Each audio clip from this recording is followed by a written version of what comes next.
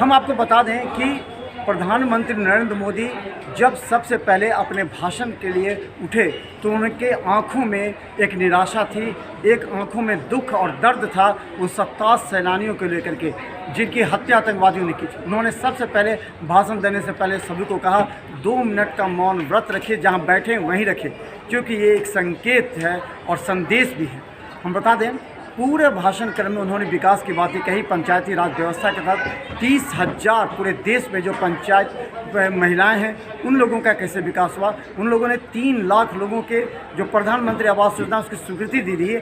1.5 लाख जो लोग हैं उनके घरों के ताले की चाबी दी गई है। इसके अलावा जो सबसे बड़ा उनके भाषण में जो लोगों को अच्छा लगा, तालियां बजी, वो ये था उन्होंने अपने भाषण में अंत में चेता दिया है। बोलते बोलते वो इंग्लिश में बोलने लगे। ये इंग्लिश में बोलना ये संदेश था कि विदेशी मीडिया के मार्फत से वो विदेशों में जाए, पाकिस्तान, अमेरिका, जो चीन, रसिया, जो तमाम हैं जिन्होंने सपोर्ट किया इंडिया को, उनको संदेश उन्होंने दिया है। इसके अलावा उन्होंने सब कहा कि जिन्होंने इस घटना को अंजाम दिया है उनकी कल्पना से भी अधिक बड़ा अंजाम भुगतने के लिए तैयार हैं। इसका स्पष्ट संदेश है कि नरेंद्र मोदी छोड़ने वाले नहीं हैं, क्योंकि आज शाम सर्वदलीय बैठक है। इस बैठक में कोई बड़ा निर्णय होगा। हालांकि फैसला तो देर रात हो चुका है, अब अंजाम देखना है। देखिए क्या कहते हैं प्रधानमंत्री नरेंद्र मोदी। साथियों, 22 अप्रैल को जम्मू कश्मीर के पहलगाम में आतंकियों ने मासूम देशवासियों को जिस बेरहमी से मारा है, उससे पूरा देश व्यथित है। कोटि कोटि देशवासी दुखी हैं। सभी पीड़ित परिवारों के इस दुख में पूरा देश उनके साथ खड़ा है। जिन परिवारजनों का अभी इलाज चल रहा है वे जल्द स्वस्थ हो, इसके लिए भी सरकार हर प्रयास कर रही है। साथियों, इस आतंकी हमले में किसी ने अपना बेटा खोया, किसी ने अपना भाई खोया, किसी ने अपना जीवन साथी खोया है।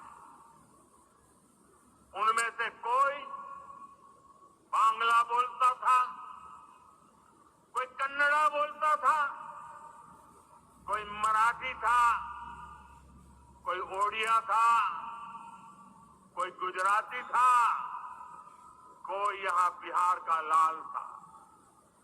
आज उन सभी की मृत्यु पर करगिल से कन्याकुमारी तक हमारा दुख एक जैसा है, हमारा आक्रोश एक जैसा है। ये हमला सिर्फ निहत्थे पर्यटकों पर नहीं हुआ है। देश के दुश्मनों ने भारत की आत्मा पर हमला करने का दुस्साहस किया है। मैं बहुत स्पष्ट शब्दों में कहना चाहता हूं, जिन्होंने ये हमला किया है उन आतंकियों को और इस हमले की साजिश रचने वालों को उनकी कल्पना से भी बड़ी सजा मिलेगी। सजा मिलकर के रहेगी।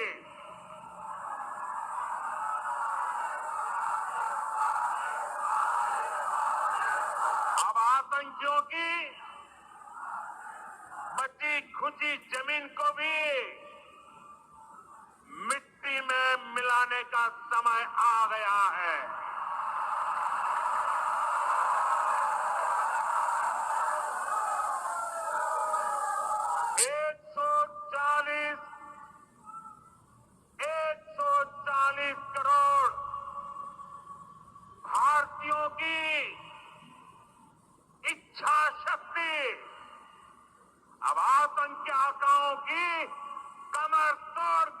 की।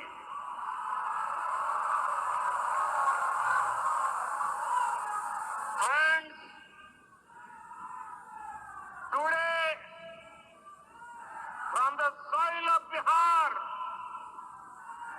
I say to the whole world,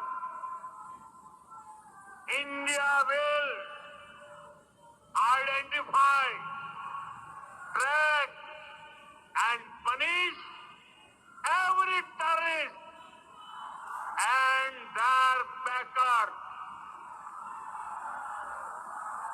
We will pursue them to the ends of the earth.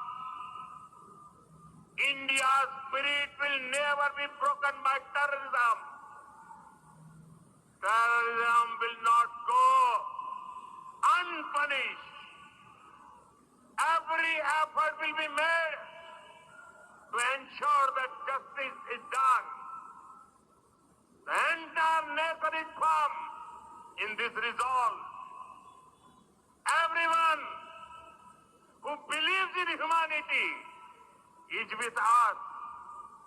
I thank the people of various countries and their leaders who have stood with us in these times. साथियों, शांति और सुरक्षा ये तेज विकास की सबसे जरूरी शर्त है। विकसित भारत के लिए विकसित बिहार जरूरी है।